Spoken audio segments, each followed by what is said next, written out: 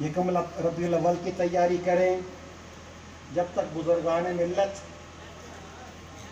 کی طرف سے کوئی ایسا پیغام نہیں آتا، ہم نے اسلام آباد جانا ہے، جا کر دکھانا ہے، اپنے عقیدت کا اظہار کرنا ہے، اپنے حب الوطنی کا اظہار بھی کرنا ہے.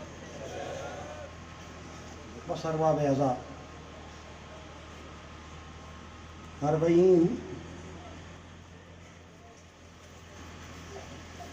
جو مدینے میں رہ گئے وہ کس انتظار میں ہوں گے، اور جو مدینے میں داخل ہو رہے ہیں وہ کس کرب میں ہوں گے،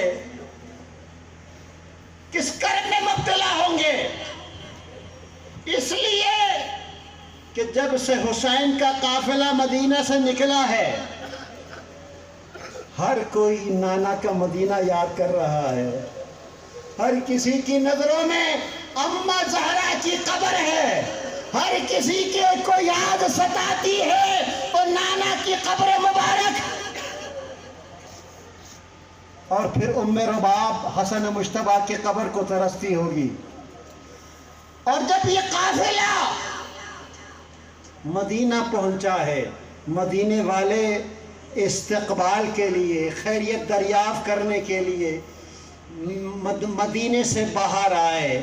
جب دیکھا زینب نے کہ مدینے والے سامنے آ رہے ہیں، کہاں اپنے ہاتھوں کو اٹھایا اور کہا اے میرے نانا کا مدینہ، ہم اس قابل نہیں ہیں کہ مدینے میں داخل ہو سکے، اس لیے ہم علی اکبر کے بغیر آئے ہیں، ہم قاسم کو چھوڑ کر آئے ہیں، ہم اولا محمد کو الوداع کہہ کر آئے ہیں.